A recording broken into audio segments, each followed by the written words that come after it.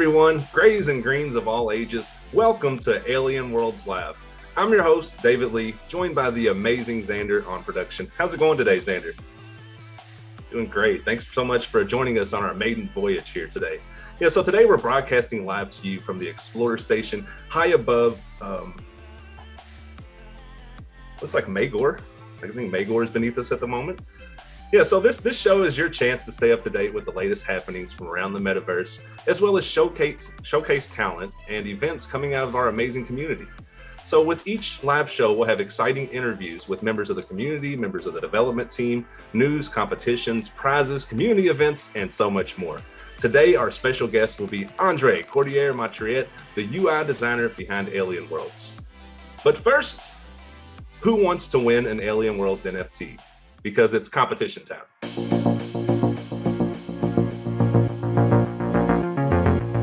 Let's kick the show off with a fun competition and get those creative juices flowing. I mean, who doesn't want to win an Alien Worlds NFT, right? So you have until the end of the show, that's about 25 or 30 minutes, to write a short poem or anything that rhymes about anything in the Alien Worlds Metaverse. Please submit your poems in the Twitch chat along with your wham, and Xander will award you an Alien Worlds NFT at the end of the show. Here's an example to give you an idea. At the flick of a proverbial switch and no sign of a technical hitch, maybe, kick back and relax, learn some metaverse facts, because Alien Worlds Live is now streaming on Twitch. So please submit those entries throughout the rest of the show. You have until the end of the show to post anything short that rhymes and it's funny, maybe not. But either way, please include your wham and you will be rewarded with an NFT for your efforts. And now it's over to the Metaversal Network News Studios for the latest roundup from Norris Norrington.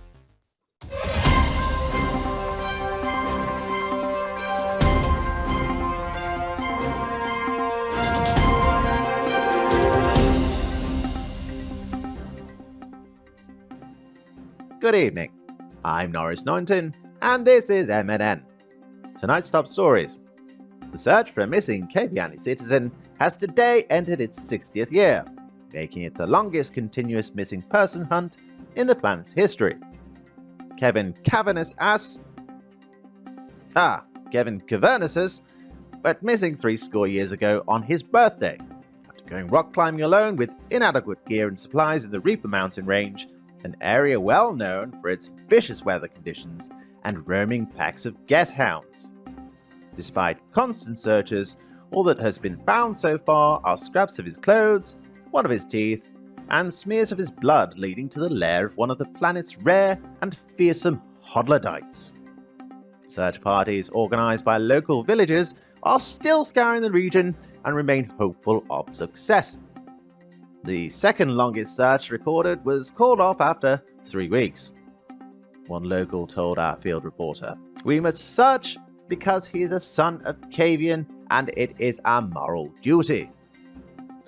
But what he failed to mention was that what makes Kevin Cavernuses different to other missing climbers is that he is in fact Kevin Cuthbert Cavernuses Cavanna III, heir to the Cavernuses Cavanna dynasty, whose vast mining empire makes it one of the richest families on the planet. The missing person's reward pot was staked the year Kevin went missing, and is now worth more trillium than the GDP of Aig. The centenarian is 111 years old today, 11-1, and despite his missing status, this isn't a day we should be sour on. So let's give old Kevin one ring of the birthday bell, and hope he's found alive and well. In other news, celebrations are underway at the Festival of Tarakar, the ritual bathing ceremony that takes place in and around the westernmost of Kavian's 2 overground lakes. Normally a beauty spot enjoyed by locals and tourists alike, many have learned to avoid the lake during the festival, as pilgrims from Kavian's methane swamplands arrive en masse to take their only bath of the year in the lake's geothermally heated waters. One of the most popular events of the festival, the sandcastle building competition, is already shrouded in controversy. The winners on day 2 were discovered to have been building their sandcastle whilst under the influence of nag-nag, a psychoactive fungus smuggled in from the mushroom forests of Neri. Suspicions were raised after judges awarded top marks to a castle consisting of a record-breaking 5,000 rooms on 24 floors, topped by Baroque ramparts and a Queen Anne roof. Wonderful. Anyway, that's all from me. I'll be back for the evening roundup. Until then, Kevin, if by some chance you're watching or listening, this reporter has a very particular set of skills. I will find you, because I want a space Lambo. Space Lambo. Toodaloo, explorers! And remember, a nod's as good as a wink to a blind horse.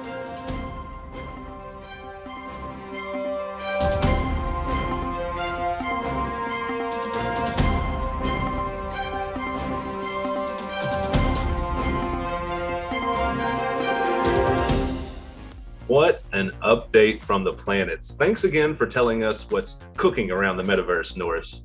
Speaking of cooking, can you smell that? Let's go over to the amazing Xander, who has a tasty surprise for us today.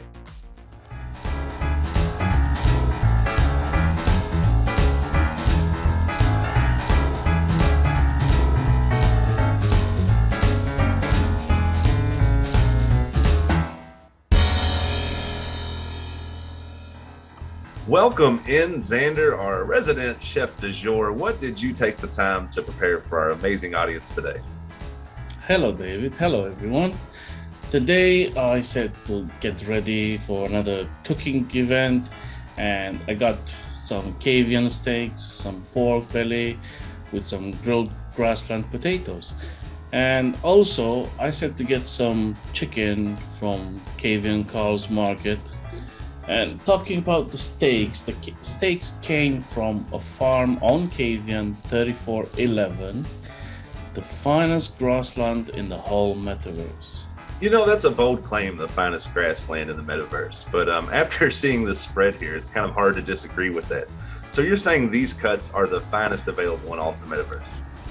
Yes, I'm just talking from experience, and especially on Kavian having one of them. Like, the grain is a very rare resource on Kavian, but the small part of it that is available is of high quality, and only Kavian Carl has access to it.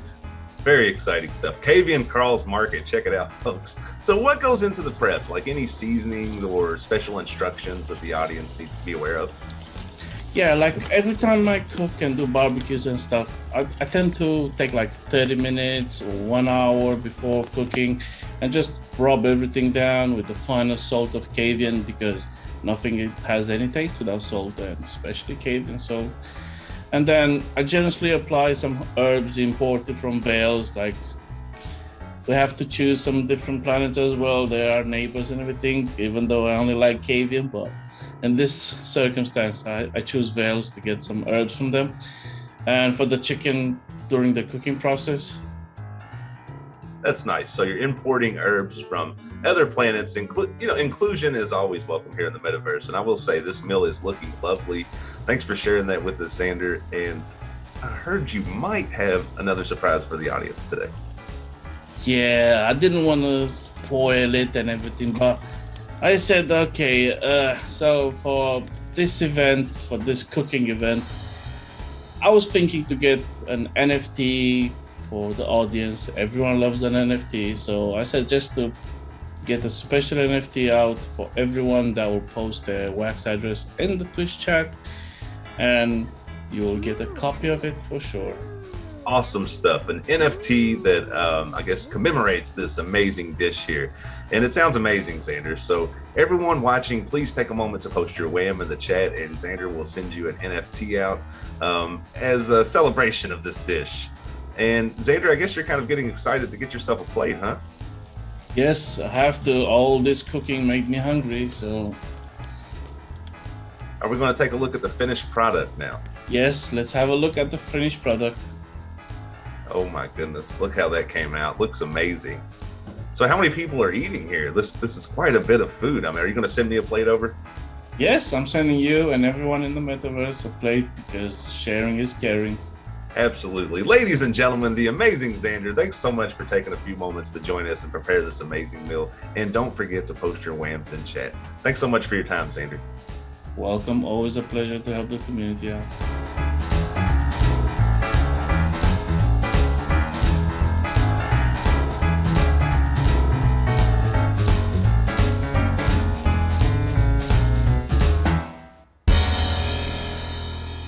Do you have a recipe that you would like to share on stream, or a video that you would like to see created and ran during the next show? If so, please reach out to the admins on any of our official channels and they can help you get this process started. And don't forget to submit those rhymes in chat throughout the rest of the show with your wallet address, and you will receive an Alien Worlds NFT. Stick around, everyone. We'll be right back after a quick message from our community members. G'day! I bet you thought Magor was the last place you'd see a surfing competition, but with heaps of sick volcanoes and ripping lava flows, you'd be a fool not to bring your board. Look at him go! Ripper! Get yourself down to Magor 26.9 for the Wax Warriors Surf Festival and a chance to win Art by Hutto NFTs. There's drops to random miners every hour, so what are you waiting for? Bring your tools, your board, thongs, and an esky full of stubbies, because it's gonna be hot. Sweet as!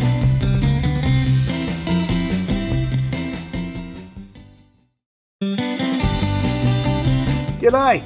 I bet you thought Magor was the last place you'd see a surfing competition, but with heaps of sick volcanoes and ripping lava flows, you'd be a fool not to bring your board. Look at him go! Ripper! Get yourself down to Magor 26.9 for the Wax Warriors Surf Festival and a chance to win Art by Hutto NFTs. There's drops to random miners every hour, so what are you waiting for? Bring your tools, your board, thongs, and an esky full of stubbies, because it's gonna be hot. Sweet as! Hutto is a fantastic artist and an active Alien Worlds community member, so I hope that you can make it over to Magor 26.9 and get yourself some awesome art NFTs. Over the last few months, we have solicited feedback from the community, and one of the primary requests has been for more updates from the developers and insights into what's happening day to day behind the scenes with the game. With this in mind, I am proud to present our next segment, an exclusive interview with Andre Cordier-Montret, the mind behind the Alien Worlds UI.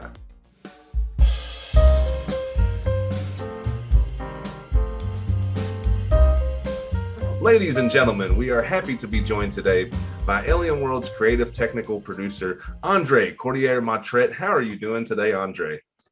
It's a pleasure to be on board, Captain. Pleasure to have you on board the ship here. Thanks for taking a little bit of time away from the UI development for a few minutes to discuss some of the exciting things that you do behind the scenes for Alien Worlds. Would you be kind enough to introduce yourself and what it is that you do for the project? Yeah, absolutely. Kind of got thrown into the role for the past year of doing a lot of like the new UI development. So back in the day when Alien Worlds was, kind of like this 80s little, retro interface, with the map interactions and, just kind of like this big bulky thing, it served its purposes, So coming on board, Alien Worlds wanted to do a lot more other additional products. So I took that opportunity to not only get to know all the different team members, support, marketing, what do people want, what do people like, what's the space looking like, here and in this like new type of like metaverse and whatnot. What's it like the utility of the entire production. So we gotta like come at it from all the different angles and be like, hey, well, how can we make that work for everything? So when we joined in, it was more about, okay, let's do something kind of fun and creative for what they're asking me to do. And then from there, it took off. And we just kept on like piggybacking, the concept, the ideas, the animations. And then eventually we were able to do the very nice, current present redesign. The latest rendition, huh? Yeah, precisely. The newest rendition is absolutely slick and user friendly. The community loves it as well. Can you kind of walk viewers through? I guess you kind of did a little bit there, but the thought process that goes into creating such an amazing product. Yeah, absolutely. So I think the biggest thing is, that gets lost in translation a lot is like what can the users, use and do like in the most easiest way possible.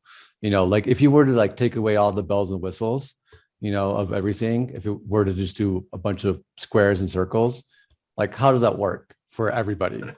And then you can dress it up, have fun with it, do the animations, and so on and so forth. So that's kind of like always that foundation, because when we go into like an actual like a game design documentation, well, you're kind of just playing around with exactly that, squares and circles and then some lines, and then you have to articulate all that on paper to be like, hey, well, if I do this, it has to do that. Okay, perfect, done. And then okay, now let's give it like that extra little wow factor. Then the colorations, then why this color versus that color, why this aesthetic versus that aesthetic, and where you don't want to like hodgepodge a bunch of ideas together that just don't work. You can't have like a nice little thin line over here, and then all of a sudden you have a big fat line over there that distracts you from what actually has to go on. So that whole process really is drilled down to, you do like game design documentation as much as possible, understand the nuances, break down what you want to do, but also break down what you don't want to do.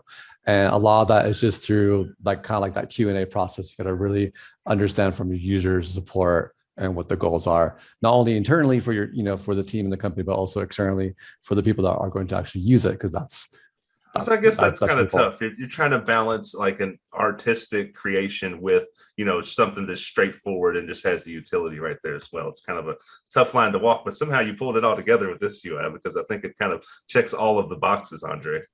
Thank you. And there's still so much more to come, but yes, thank you. So how long have you been designing, UIs overall? Is this something that you're kind of new to? Wow. Let's see. I started doing Flash animations and Flash websites back in like 2002, back when that was like the thing. So a lot of like desktop games or Flash-based websites were transforming into a whole Flash presentation. Back when, your computer had CD drives, they had these little like cut out little like CD business cards. So you would literally like go to a trade show or whatever, and like, here's my business cards. Like, oh my God, it's a CD. And then you pop it in, and you would get a whole interactive experience of that person, product, company, et cetera, right? So I was building those types of interfaces and interactions through animation as well. And then so I was doing that, and in parallel I was also doing a lot of 3D animation and design as well for a company that was like a third-party developer for a PlayStation publisher. Oh, like cool. They were like PS1 and then PS2 publishers, and then eventually they broke away and did like one of the very first like PSP games when the PSP first came out back in like 2008. So just kind of playing around with that whole industry of video games, design, art, so it all kind of came together in these really interesting ways for me. And then eventually I got into, Flash started to lose its traction. So then I got into, websites, like normal websites that were like a little bit different or like a little bit better to kind of be like on par as Flash design. But nowadays, these really cool animations and all the games and everything else, everything from the app designs to other, developments. Now we can build something that is functional, that works for everybody, and it's just like Flash, or now it's called Animate. Adobe Animate now. But yeah, so that's kind of like how I got into this whole thing, just like same thing, like a hodgepodge of different experiences. It's almost like when a composer writes their music, they have to also understand like all the different instruments and, how it sounds, how it's put together, and not only play it, but understand it and compose it. So you have to know all the different facets to be able to then produce or direct or compose something. So that's kind of like my experiences. It's kind of a little bit of everything, so I can be more of like that composer. Very exciting. So it sounds like you said, kind of like the bits and pieces that you've learned throughout your career have kind of just prepared you for this moment, and you kind of had all the tools in your bag, I guess, when this challenge was handed to you. Absolutely. I think it's a really good way to describe it. Yes. Thank you. Yeah, absolutely. Very exciting stuff, Andre. So what challenges do you encounter when working with so much code and so many moving parts? I think as an individual, I think always the hardest part as an individual for coding is when you're trying to troubleshoot something that doesn't work anymore. So you're like halfway through and you change something, or maybe you forgot a function that you needed to ingest, and then everything just breaks. That's always the hardest part. So being creative, you have to problem solve all the time, not just troubleshoot, but problem solve. And I think one of the things that's beautiful being a creative, but also going into code, into animation, and that type of like industry as an artist, is because when you have to paint something or draw something, you typically have like a blank canvas, right? So you have to actually problem solve what you're going to put on that blank canvas, and then if you mess up along the way, you got to like be creative and problem solve that too, and improvise. So that's like the fun part about coding as well. So if you break something, yes, it could be frustrating, but you can also have fun with understanding like why it happened and learn from that mistake. Or if not, don't even think it was a mistake. You just go with the flow and you just improvise. You just Bob Ross it. Yeah. You just Bob Ross it, exactly. Talk kindly to yourself as you're coding around. But I think when it comes down to even just like the team environment, I mean, all that is very applicable, but the more challenges is how all the different components fit. Like what is everybody working on? What are you working on? If you're going to manage that, how does those pieces come together? How do you prep up a foundation first with the whole overall picture, and then bring that together so that hopefully it doesn't break on you. But so, team wise, it's just a lot more planning to work with. That's definitely like one of the challenges. It's not just you sit down and you just go. It's a lot more of a patient role. You have to be aware of all the different moving parts, so those that may get a little bit of like anxiety and those challenges is always have your notes, check in with yourself and your notes so that you make sure that what's going on, because it's not just you anymore, and like maybe you and somebody else, as in like the purpose or the client in this case. It's now just, it's like everybody, you're part of like this kind of like cog, moving parts and cogs and whatnot, right? And you got to make sure that you're aware, and I think that's also a challenge. So to try not to like trip on yourself. It's okay every once in a while, but if you can avoid it, trying to stay looped in and make sure that what you're doing makes sense, I guess, in the bigger picture. And exactly. Yeah, precisely. So definitely teamwork is at the heart of all of this, huh? Oh yes, absolutely. Yeah. And I think like-minded people or like-minded experiences have been really helpful, just to be like, oh, okay, so you get it, great, because I think the exact same way. And because of that, it just makes things a lot easier, because you don't have to like butt heads. You don't have to like second guess anybody's work or anybody's time, or have like 20 meetings just to get like one point across. No, it's just like, we know what we need to do. We all have lived through the same experience, and if someone hasn't, we can teach that experience without any pride or ego getting in the way. It's just like, this is the goal, this is the protocol, and this is what we need to do. Let's get it done. Yeah, absolutely. Yeah. Well said. Very well said. Thanks for sharing that with us. What an interview. Thanks again to Andre for taking a few moments away from his very busy development work to share his thoughts with the community.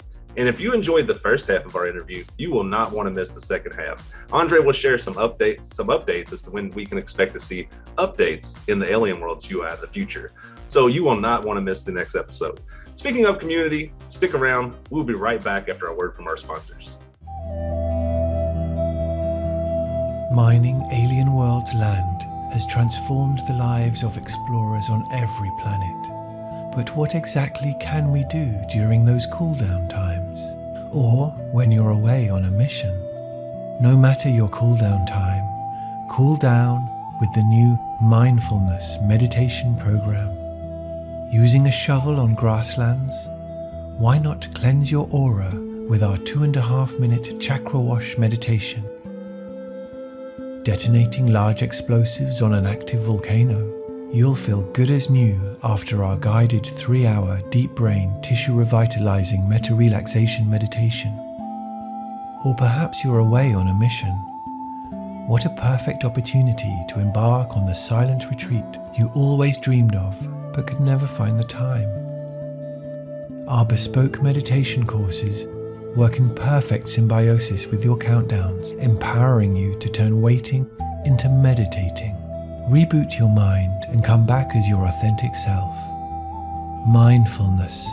Dig deeper. Realization that the self is merely a construct of your mind may result in the total collapse of reality as you know it. Stay mindful, explorers, right? Our next segment will be the Metaversal news, but before we cut away to that, please don't forget to submit your poems, short rhymes, anything like that in the chat for the remainder of the show. In addition to that, do not forget to submit your content if you would like it to be included in future shows to the administrators on any of our official platforms, and we'll try to get that process started for you. And now, our Metaversal news update. Let's take a closer look at the all-time Alien Worlds mining statistics.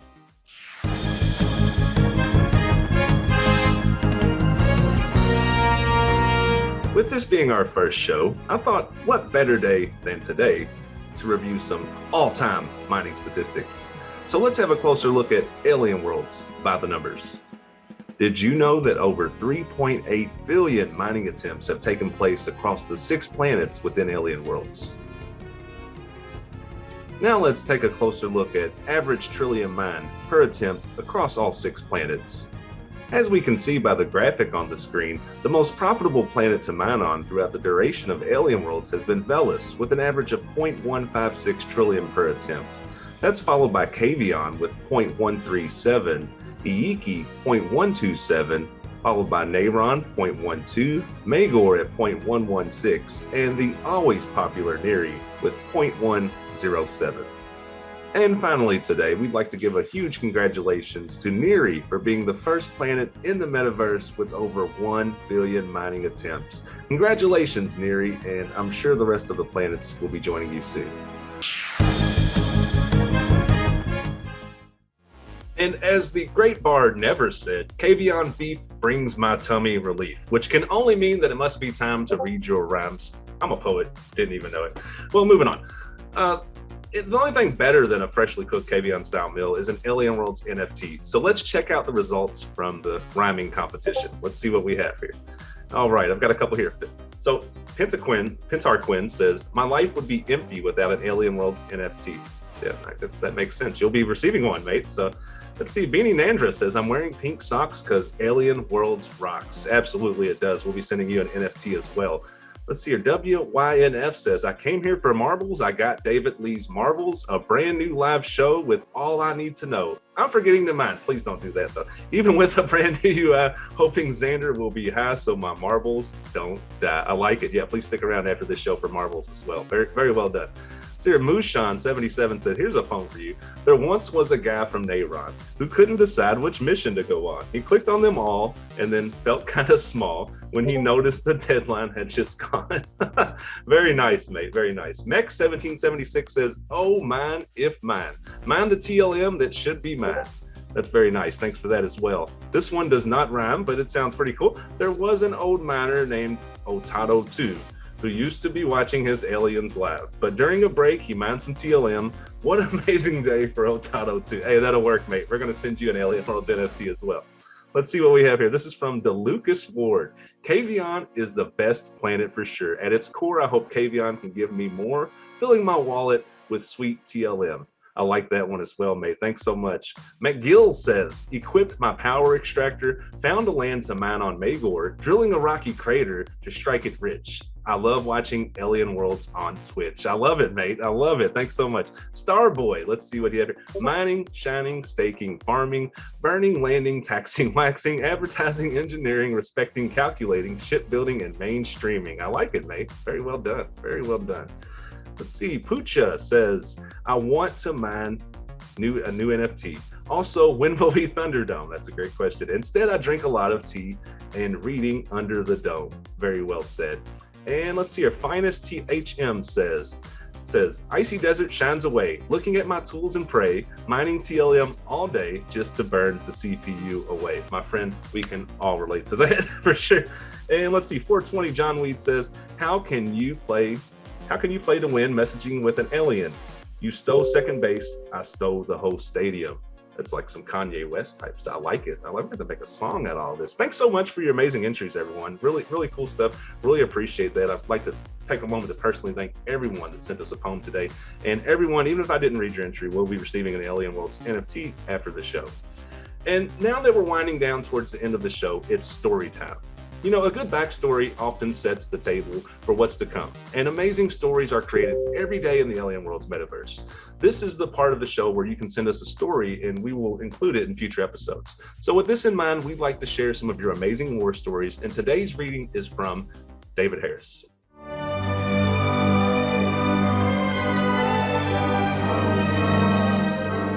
The trials, tribulations, and ongoing saga of the champion of Magor, the Red Wizard. The Red Wizard, the last of mythical royal bloodline, long since lost to the sands of time, forever entwined to the majestic yet brutal planet of Magor. Thrice sworn and ever burdened to protect the dwarves against the insidious evil that perpetually tried to lay claim to the 6 planets of the Metaverse. Currently, there is much anguish amongst the good dwarves, as after the ferocious battle of Magor, wherein at last and finally he vanquished the prime evil known as Drenfall, he promptly vanished, perhaps into the same void to which he had banished Drenfall. From where did this force for good and champion of the dwarfs come? His saga started many planetary orbits ago, where he was first known as Malgon, a lonely dwarf, mining the precious trillium to forge the always needed armour and weapons. A vision came upon him promptly and unexpectedly one day. A vision to reach the core of Magor and find his true self and true destiny. After weeks of mining and digging, he finally reached the core, weary to the bone, doubting his sanity, and by now forsaken by even the closest of kin who refused to believe his insane visions. A final weary blow broke through the flint-hard Magor rock, and Malgon was engulfed in a cloying red mist where a voice, powerful yet tranquil, whispered to him, calming his fears and reassuring him that his destiny had just begun.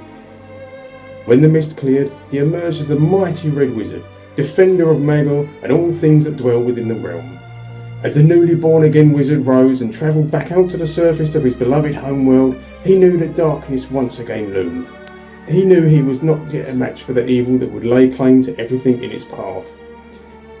Decisive of purpose and firm of resolve, he wasted no time in setting out to find his lost grand champions to aid his battle against the darkness once again. His journey was not an easy one, as his path was full of riddles, and he would need to call upon the mighty dwarves to aid for the quest of champions. Now they make ready their armour and weapons, for when the wizard returns, the true battle of light and dark would then, as always had been foretold, take place.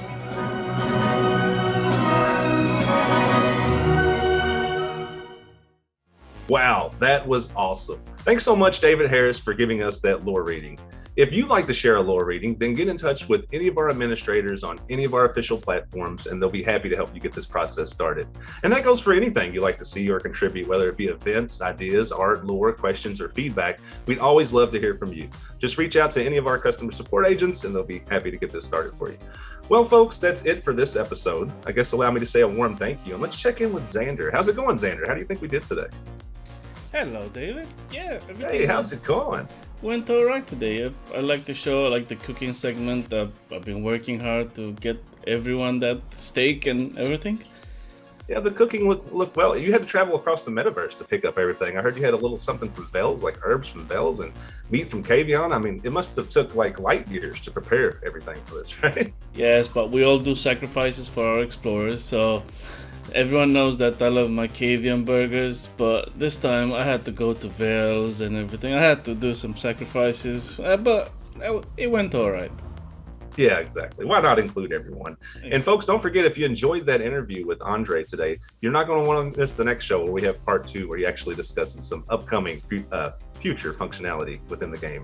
Well, folks, that's it for this episode. It just leaves me time to say a warm thank you to all the contributors and everyone that follows our socials. Thanks so much for taking the time out of your busy day to watch this episode. And until next time, explorers, stay mindful.